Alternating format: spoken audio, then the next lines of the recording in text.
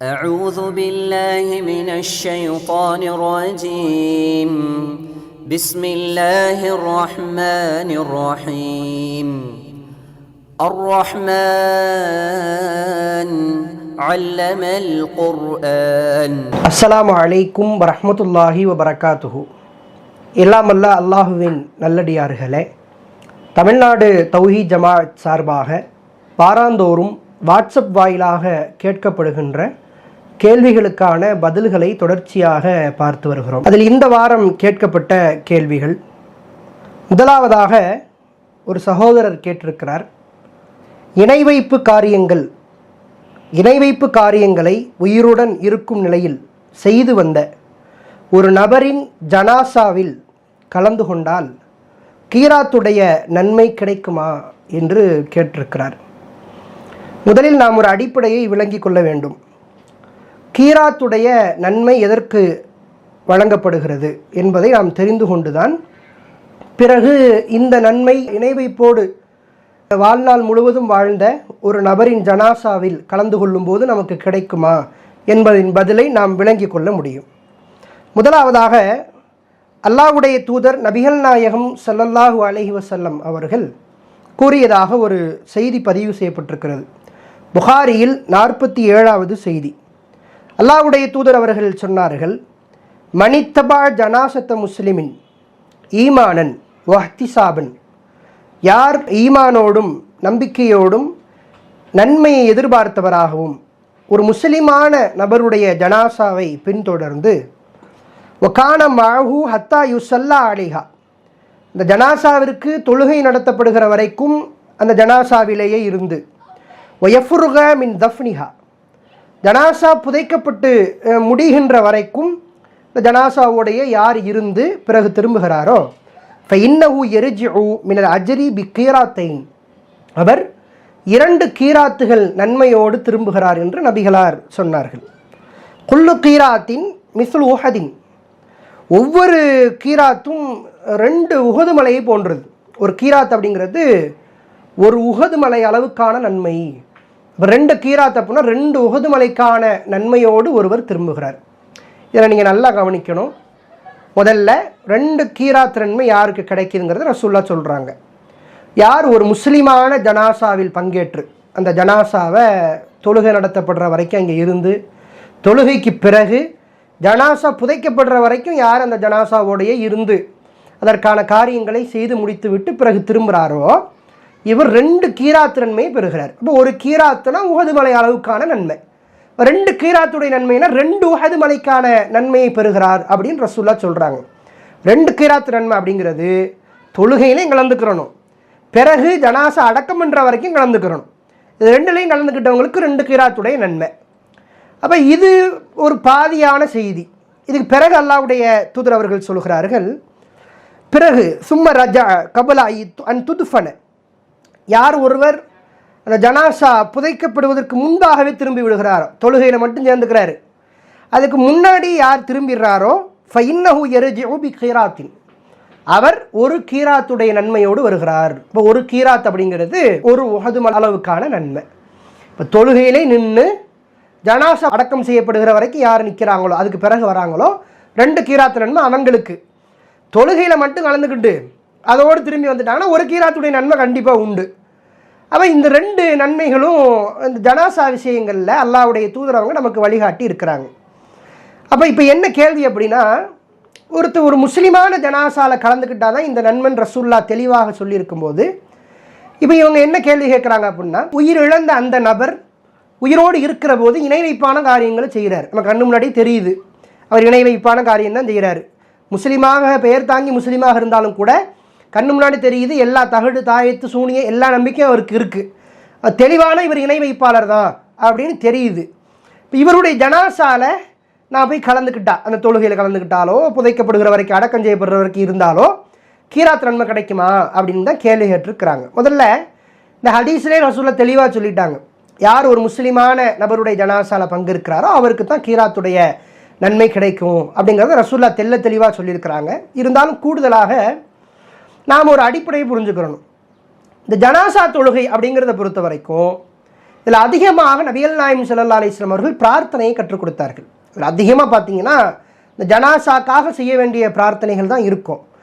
ருக்கு இருக்காது, சஜிதா இருக்காது. இருந்தாலும் கூட அல்ஹம்து சூராக்கு பிறகு ஸலவாத்து ஓதுறோம் ஒவ்வொரு தக்பீர்லையும். ஜனாசா தொழுகையில் அல்ஹம்து சூரா, அதுக்கு பிறகு ஸலவாத்து ஓதுறோம். அதுக்கு பிறகு நபிகளார் காட்டி தந்த துவாக்கள்லாம் பார்த்தீங்கன்னா எல்லாமே அந்த ஜனாசாக்காக வேண்டி நாம் செய்கிற பிரார்த்தனைகளாக இருக்கும். உதாரணத்துக்கு இப்படிலாம் சொன்னாங்க ரசூலுல்லாஹ், அல்லாஹும்ம ஃபிர்லி ஹய்யினா வ மையித்தினா வ ஷாஹிதினா வ காயிபினா வ சகீரினா வ கபீரினா அப்படின்னு துவா செஞ்சாங்க. இங்கே வந்தவங்க வராதவங்க எல்லாருக்கும் பாவ மன்னிப்பை கொடு, சிறியவர்கள் பெரியவர்கள் யாராக இருந்தாலும் பாவ மன்னிப்பை கொடுன்னு ஒரு நீண்ட துவாவை அல்லாஹ்வுடைய தூதர் அவர்கள் சொன்னார்கள். அதே போன்று இன்னொரு துவாவும் சொன்னாங்க, அல்லாஹும்ம ஃபிர் லஹு வர்ஹம்ஹு வஆஃபி வஃபு அன்ஹு, அல்லாஹ் அவங்க பாவத்தை மன்னிச்சிரு, அவங்களுடைய பாவத்தை பொறுத்தருள்வாயாக அப்படின்னு ரசூலுல்லாஹ் வந்து அவருக்கு அருள் புரிவாயாக, இப்படின்லாம் ரசூலுல்லாஹ் துவா செஞ்சாங்க. இப்படி ரெண்டு நீண்ட நடிக துவாக்களை நீங்கள் ஜனாசாவுடைய தொழுகையில் பார்க்கலாம். அருமையான ரெண்டு துவாக்கள், இந்த ஜனாசாக்காக வேண்டிய செய்கிற துவாக்கள். அப்போ ஒரு இணை வைப்போடு மரணித்த ஒருவருக்காக வேண்டி நான் முதலில் பிரார்த்தனை செய்ய முடியுமா அப்படின்னு கேட்டால் திருமறை குர்ஆன் அறவே செய்யக்கூடாது என்று நமக்கு தடுக்கிறது. உதாரணத்துக்கு திருமறை குர்ஆனிலே அல்லாஹ் சொல்லி காட்டுகிறான். சூரத்து தௌபா என்ற அத்தியாயத்தில் 113, 114வது வசனம் அல்லாஹ் சொல்கிறான், மா கான லின் நபி வல்லதீன ஆமனு அய்யஸ்தக்ஃபிரு லில் முஷ்ரிக்கின், நபிக்கும் சரி நம்பிக்கை கொண்ட யாருக்கும் சரி இணை வைப்போடு மரணித்த ஒருவருக்கு அவர்கள் பிரார்த்தனை செய்ய முடியாது, பிரார்த்தனை செய்யக்கூடாது. அது நபியாக இருந்தாலும் சரி யாராக இருந்தாலும் சரி நீங்கள் பிரார்த்தனை செய்யக்கூடாது அப்படின்னு அல்லாஹ் நம்மை கண்டிக்கிறான். இது 113, 114வது வசனத்தை பார்த்தா உங்களுக்கு தெரியும். அதே போன்று திருமறை குர்ஆனில் முனாஃபிக்கீன்கள் சம்பந்தமாக அல்லாஹ் சொல்கிறான். முனாஃபிக்கீன்கள்னா அவங்க மனதில் குஃப்ருகள் இருக்கும், வெளிப்படையில் முஸ்லீம்கள் மாதிரி வாழ்ந்திருப்பாங்க, நரகத்தில் மிகவும் மோசமான இடத்துல அவங்க இருப்பாங்க. நரகத்தினுடைய அடித்தட்டில் இருக்கக்கூடிய முனாஃபிக்கீன்கள், அவர்கள் சம்பந்தமாக அல்லாஹ் சொல்கிறான், வலா துஸல்லி அலா அஹதின் மின்ஹும் மாதா அபதா, அவர்களில் யாராவது இறந்து விட்டால் நபியே நீங்கள் அங்கே போய் நிற்காதீர்கள். வலா தக்கும் அலா கப்ரிஹி, அவருடைய கபரில் கூட நிற்காதீர்கள், அவர்களுக்காக தொழுகை வைக்காதீர்கள் என்று இறைவன் தடுக்கக்கூடிய காரியத்தை பார்க்கிறோம். ஏன், என்ன காரணம் அப்படின்னு கேட்டால், இன்னமும் கஃபரு பில்லாஹி வ ரசூலிஹி, அவர்கள் அல்லாஹ்வையும் அல்லாஹ்வுடைய தூதரையும் மறுத்திருக்கிறாங்க. நீங்கள் அவர்களுக்காக எப்படி தொழுகை வைக்க முடியும்?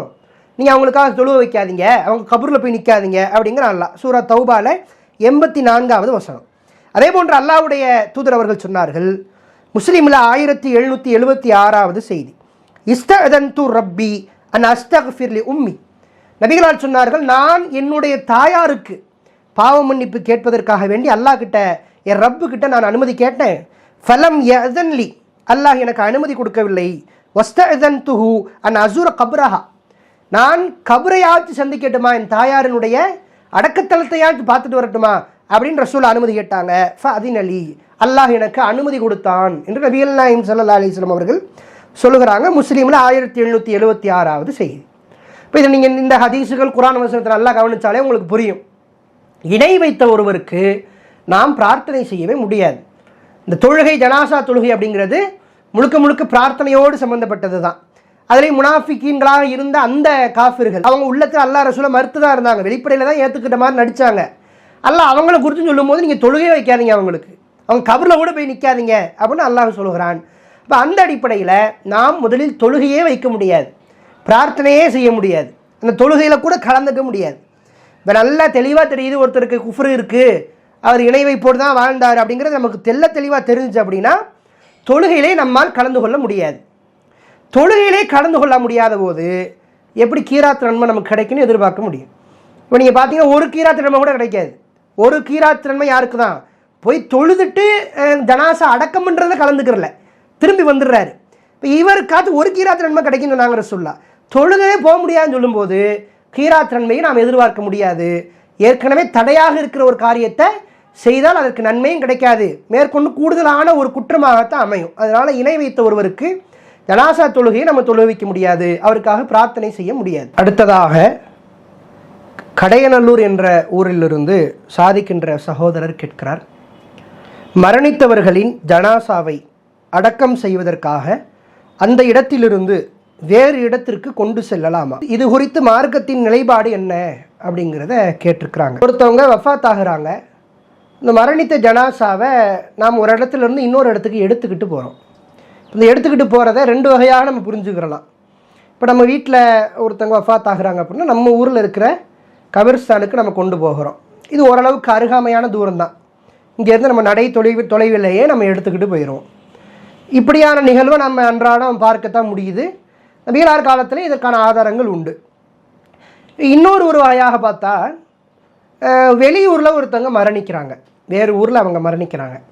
இப்படி மரணிக்கும்போது அவர்களுடைய உடலை பல கிலோமீட்டர்கள் தூரமாக, இப்போ பக்கத்தில் இருந்தால் நடந்துட்டு போயிடுறோம், பல கிலோமீட்டர் தூரமாக வாகனங்களில் வச்சு அவருடைய உடல்களை நாம் எடுத்துக்கிட்டு வருகிறோம். இப்படி தூரமாக எடுத்துக்கிட்டு வர்றதும் மார்க்கப்படி கூடுமா அப்படிங்கிற 2 வகையாக இந்த கேள்வியை நம்ம பார்க்கலாம். இப்போ முதல்ல ஜனாசாக்கள் எடுத்து செல்லப்பட்டிருக்கிறதா அடக்கம் செய்யறதுக்காக வேண்டி அப்படின்னு பார்த்தா நிறைய ஆதாரங்களை நம்ம பார்க்குறோம்.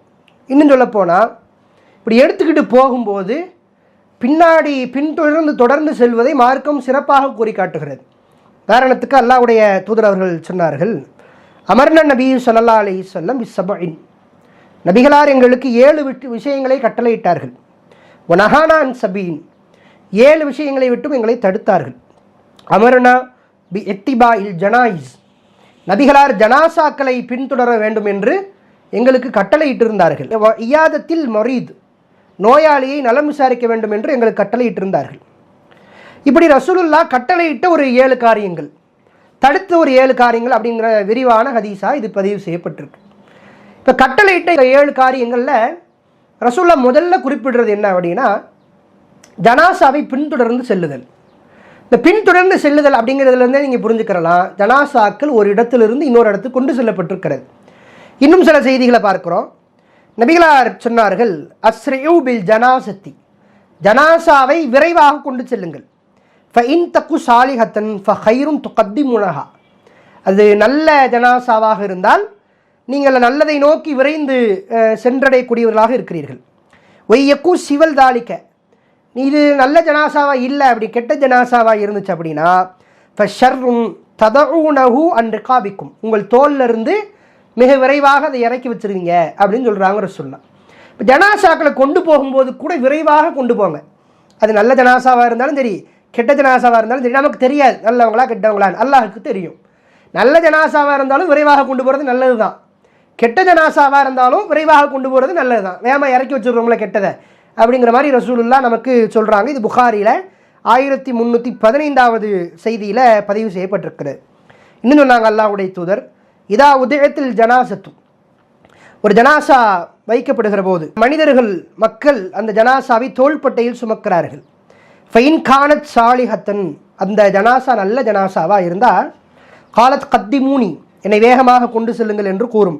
ஃபைன் கானத் கைர சாலிஹத்தின், ஜனாசா நல்ல ஜனாசாவாக இல்லைனா காலத்தியா வைலஹா ஐன எதுஹபூன பிஹா, என்னை எங்கே கொண்டுக்கிட்டு போகிறீங்க அப்படின்னு அந்த ஜனாசா கேட்டுக்கிட்டு இருக்கும் நபிகள் நாயகம் ஸல்லல்லாஹு அலைஹி வஸல்லம் அவங்க சொல்கிறாங்க. அதனால் ஜனாசாக்களை வேகமாக கொண்டு செல்லுங்கள் அப்படின்னு அல்லாஹ்வுடைய தூதர் அவர்கள் சொல்லக்கூடிய செய்தியை பார்க்குறோம். இப்போ இதிலிருந்தே நபிகளாருடைய காலகட்டத்திலேயே ஜனாசாக்கள் ஒரு இடத்திலிருந்து இன்னொரு இடத்துக்கு எடுத்து செல்லப்பட்டிருக்கிறது. முஸ்லிமான மக்களுடைய ஜனாசா மட்டும் இல்லை, மாற்று மற்றவர்கள் கூட அந்த வழிமுறையில் தான் இருந்தாங்க. ரசூலுல்லாஹ் காலத்திலே அப்படி தான் இருந்தாங்க. நீங்கள் பார்த்தீங்கன்னா ஒரு யூதருடைய ஜனாசா கொண்டு செல்லப்படும், ரசூலுல்லாஹ் எழுந்து நிற்பாங்க. இப்போ இதுக்கு மாற்றமாக ரசூலுல்லாஹ் பண்ணலை, ஒரு இடத்துல ஜனாசாவை இன்னொரு இடத்துக்கு கொண்டு போகிறது கூடாது அப்படின்னு சொல்லலை. எங்கே அடக்கம் பண்ணுவதற்கு வசதியாக கபரஸ்தான்கள் இருக்கும், இப்போ சில இடங்களில் அடக்கம் பண்ணுறது கூடாதுன்னு நாங்கள் ரசூலுல்லாஹ், வீட்டிலலாம் ஜனாசாவை அடக்கம் பண்ண வேண்டாம் அப்படின்னு நாங்கள் ரசூலுல்லாஹ். அப்போ கபரஸ்தான்களாக இருக்கக்கூடிய இடங்கள், கபறுகள் அதிகமாக இருக்கக்கூடிய இடங்கள், அடக்கம் செய்வதற்கு ஏற்றமான இடங்களுக்கு மரணித்த இடத்துலேருந்து கொண்டு போகிறது எந்த வகையிலையும் தவறாக அமையாது. இதை நீங்கள் புரிஞ்சுக்கிறலாம். இன்னொன்று, வாகனங்களில் பின்தொடர்கிற அளவிற்கு நபிகள் நாயகம் ஸல்லல்லாஹு அலைஹி வஸல்லம் காலத்தில் ஜனாசாக்கள் தூரமாக கொண்டு செல்லப்பட்டிருக்கு. இப்போ பக்கத்தில் இருந்துச்சு அப்படின்னு நடந்து போயிடலாம். வாகனங்களில் பின்தொடர்கிற அளவுக்கு ஜனாசாக்கள் தூரமாக கொண்டு செல்லப்பட்டிருக்கிறது. அதுக்கான ஆதாரத்தை நீங்கள் பார்க்கலாம். திருமீதியில் 952வது செய்தி, நசையில் 1917வது செய்தி. அண்ணன் நபியே ஸல்லல்லாஹு அலைஹி வஸல்லம் கால, நபிகளார் சொன்னார்கள், அர்ராகிபு ஹல்ஃபல் ஜனாசத், வாகனத்தில் வரக்கூடியவர் ஜனாசாக்கு பின்பாக வர வேண்டும். வல் மாஷி ஹைசு ஷா மின்ஹா, நடந்து செல்லக்கூடியவர் அவர் விரும்பியவாறு செல்லலாம் அப்படின்னு ரசூலுல்லாஹ் சொன்னாங்க. வாகனத்தில் வரவங்க ஜனாசா பின்னாடி தான் நீங்கள் வரணும், நடந்து நீங்கள் வரவங்க எப்படி வேணால் வரலாம் அப்படின்னு அல்லாஹ்வுடைய தூதர் அவங்க சொன்ன செய்தியை பார்க்கலாம். அப்போ வாகனத்தில் கொண்டு செல்கிற அளவிற்கு தூரமாக ஜனாசாக்கள் கொண்டு செல்லப்பட்டிருக்கிறது. இப்போ ஒரு ஊர்லலாம் ஒருத்தவங்க வஃபாத் ஆகிட்டாங்க அப்படின்னா இவங்களாம் அங்கேருந்து சொந்த ஊருக்கு கொண்டு வர வேண்டிய நிலைமை ஏற்படும். வெளிநாடுகளில் வேலைக்கு போவாங்க, வஃபாத் ஆகிடுவாங்க.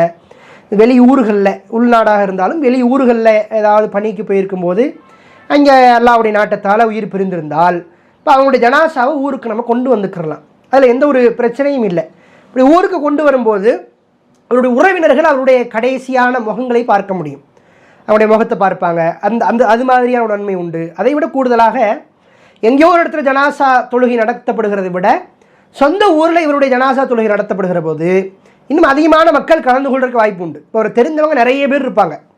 இப்போ தெரிஞ்சவங்களுக்கெல்லாம் செய்தி நிறைய தெரியும் போது அதிகமான நபர்கள் இவருக்காக பிரார்த்தனை செய்வார். ஜனாசாக்காக வேண்டி, அதனுடைய அடுத்த வெற்றிக்காக வேண்டி என்னெல்லாம் வேணுமோ, அது அவங்க குடும்பத்துக்காக வேண்டி என்னெல்லாம் தேவையோ எல்லாத்தையும் ஒருங்கிணைந்த ஒரு சாரம்சமாக ரசூலா ஜனாசா தொழுகையில கேட்டாங்க.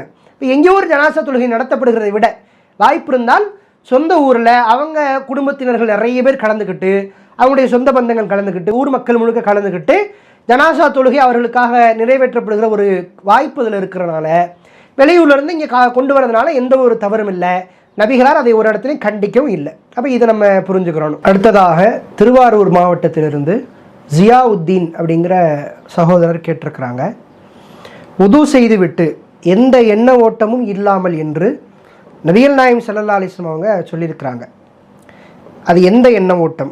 தீய எண்ணங்களை விட்டா அல்லது சாதாரணமாக நாம் நினைக்கிற எண்ணங்களை போன்றதா? இதை தெளிவாக சொல்லுங்கள் அப்படின்னு சொல்லியிருக்கிறாங்க. இப்போ இவங்க சொல்கிற மாதிரியான ஒரு செய்தி நபிகள் நாயகம் ஸல்லல்லாஹு அலைஹி வஸல்லம் அவங்க சொல்லியிருக்கிறாங்க. புகாரியில் 164வது செய்தி. அல்லாஹ்வுடைய தூதர் அவங்க காலத்துக்கு பிறகு உஸ்மான் ரலியல்லாஹு அன்ஹு அவர்கள் ஒரு நேரத்தில் உது செய்கிறார்கள். இப்போ உழு செய்கிறத பார்க்குறாங்க. உஸ்மான் ரலியல்லாஹு அன்ஹு அவங்க உழு செய்கிற போது தஆபி வதுஇன் ஒரு பாத்திரத்தை கொண்டு வர சொன்னார்கள். ஃபஅஃப்ரகா அலா யதைஹி மின் இனாயிஹி அந்த பாத்திரத்துக்குள்ளே 2 கையையும் நுழைச்சு ஃபகஸலஹுமா ஸலாஸ மராத்தின் 3 முறை கைகளை கழுவுகிறார்கள். சும்மா அதுகல யமீனஹு ஃபில் வதுஇ பிறகு பாத்திரத்தில் கையை நுழைச்சி தண்ணி எடுத்து சும்மா மதுமத வஸ்தன் ஷக்க வஸ்தன் சர பிறகு மூக்குக்கு தண்ணி செலுத்தி மூக்கை சுத்தம் செய்தார்கள், வாய் கொப்பளித்தார்கள். சும்மா கசல வஜ்ஹு சலாசன் பிறகு முகத்தை கழுவினார்கள். எதைஹீலல் மிர்ஃபக்கைன் சலாசன் மூட்டு வரை கைகளையும் கழுவினார்கள். சும்ம மசஹ பிரஅஸிஹி சும்ம கசல குல்ல ரிஜ்லின் சலாசன் பிறகு தலைக்கு மசகு செய்து 2 காலையும் 3 முறை கழுவுறாங்க, கணுக்கால் வரைக்கும் கழுவுறாங்க. சும்ம கால பிறகு சொன்னார்கள். இப்போ இது வரைக்கும் உஸ்மான் ரலியல்லாஹு அன்ஹு அவர்கள் உழு செய்து காட்டுறாங்க. இப்போ இவ்வளோ நேரம் உழு செஞ்சதுக்கு பிறகு உஸ்மான் அவங்க சொல்கிறாங்க, ரஅய்து நபிய ஸல்லல்லாஹு அலைஹி வஸல்லம் யதவத்தஉ நஹ்வ வுதுஇ ஹாதா நான் செய்த இந்த உழுவை போன்றே நபிகளாரும் செய்தார்கள் அப்படின்னு சொல்கிறாங்க. அப்போ இவ்வளோ நேரம் உழு செஞ்சது நபிகளாருடைய அந்த வழிமுறையின் அடிப்படையில் தான் உஸ்மான் அவங்க உழு செஞ்சுருக்கிறாங்க. உது செஞ்சுட்டு இப்போ சொல்கிறாங்க. இப்போ இங்கே தான் அந்த கேள்வியினுடைய முக்கியமான சாரம்சம்.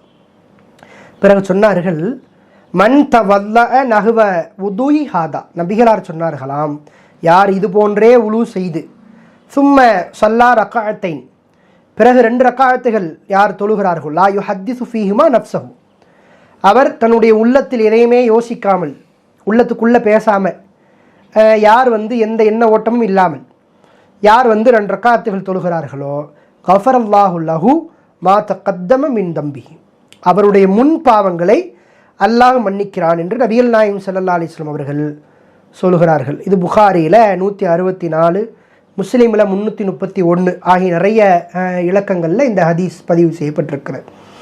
இப்போ இந்த செய்தி நீங்கள் பார்த்தீங்கன்னா இதுக்கு கூடுதல் விளக்கமாக ரசூலுல்லாஹ் எங்கேயும் சொல்லலை. எண்ணங்கள் அப்படின்னா என்ன அப்படிங்கிறது சம்மந்தமாக ரசூலுல்லாஹ் எதுவும் சொல்லலை. இப்போ நாம் இதிலிருந்து என்ன விளங்குறோம் அப்படின்னா, உது செஞ்ச உடனே அந்த 2 ரக்காத்துகள் இருக்க வேண்டும். உது செய்கிறோம் அப்படின்னா உழு செஞ்சு முடிச்சதுக்கு பிறகு வேறு எந்த எண்ண ஓட்டங்களும் வந்துடக்கூடாது.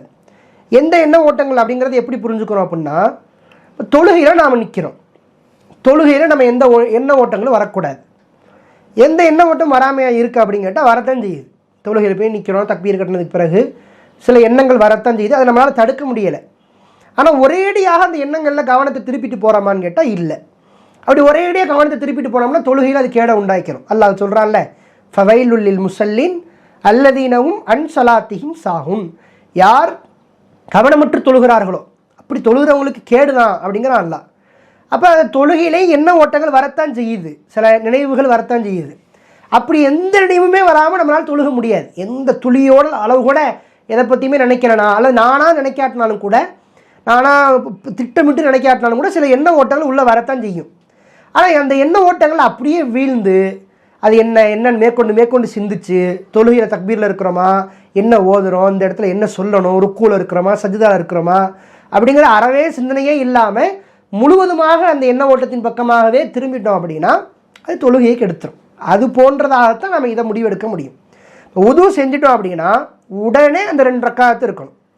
கொஞ்சம் இங்கிட்டு யோசிச்சுக்கிட்டு வேறு விஷயங்களை பற்றி சிந்திச்சுக்கிட்டு, கடையில் என்ன ஆச்சு, வீட்டில் என்ன ஆச்சு, இப்படி நம்மளை பேசிட்டாங்களே ஒருத்தங்க, இப்படி உலகத்தில் என்னெல்லாம் இங்கே நடந்துச்சோ, மார்க்கம் தடுத்த எண்ணங்கள் இல்லாத நல்ல எண்ணங்களாக இருந்தாலும் சரி, அதுலேயே ரொம்ப வீழ்ந்து ரொம்ப நேரம் அதையே சிந்திச்சுக்கிட்டு இருந்தோம்னா இப்போ இந்த வணக்க வழிபாடு நின்று போயிடுச்சு. உழு செஞ்ச உடனே போயிட்டு 2 ரக்காத்து தொழுது இருக்கணும். அப்போ தான் அந்த சிறப்பு அடைய முடியும். இதனால் உது முறிஞ்சுலாம் போயிடாது. உழு முறியதுக்கான காரியங்கள் என்னவோ அது நடந்தால் தான் உழு முறியும்.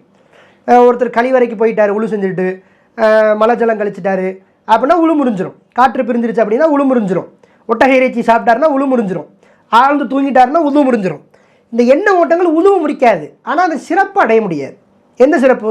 உழு செஞ்ச உடனே 2 ரக்காத்து ஏதாவது ஒன்றத்தை பற்றி யோசிச்சு அதில் ரொம்ப விழுந்து போயிடக்கூடாது. அது கெட்ட எண்ணமாக இருந்தாலும் சரி, கெட்ட எண்ண ஓட்டத்தில் வீழ்ந்தாலும் சரி, நல்ல எண்ண ஓட்டங்களை வீழ்ந்தாலும் சரி, அது லேசாக மனசுக்குள்ளே வருது, உடனே நான் அதை விட்டு அப்படி அவாய்ட் பண்ணி திரும்பிட்டு போயிடுறேன் அப்படின்னா எந்த பிரச்சனையும் கிடையாது.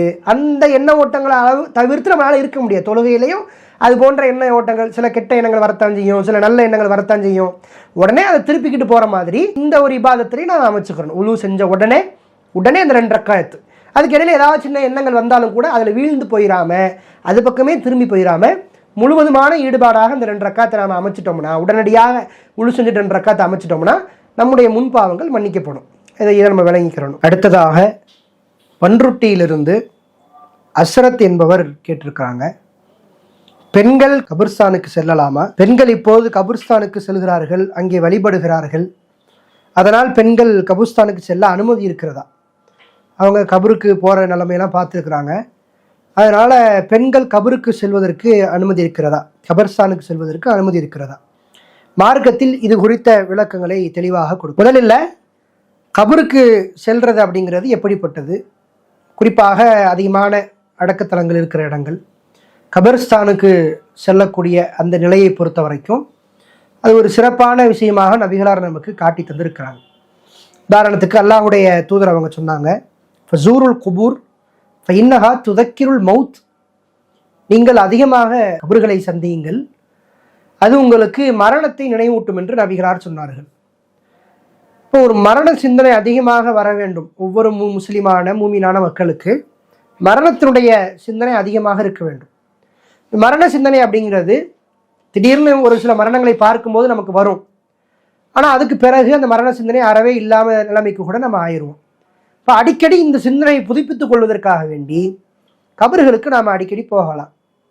இன்னும் சொன்னாங்க ரசூலுல்லாஹ், ஃபஸூருல் குபூர் ஃபஇன்னஹா துதக்கிருக்குமுல் ஆஹிரா, நீங்கள் கபர்களை சந்திங்க, அது உங்களுக்கு மறுமையை கூட நினைவூட்டும் என்றார்கள். இப்போ மறுமை, மன்னரை, மரணம் போன்ற அதிகமான சிந்தனைகள், பயம் நமக்கு வர வேண்டும் என்றால் கபர்களுக்கு நாம் சென்று விடத்தான் வேண்டும்.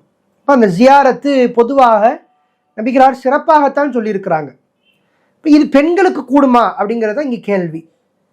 பெண்களை பொறுத்த வரைக்கும் அல்லாஹ்வுடைய தூதர் அவர்கள் பெண்களுக்கும் கபர் ஜியாரத்தை அனுமதி வழங்கி இருக்கிறாங்க.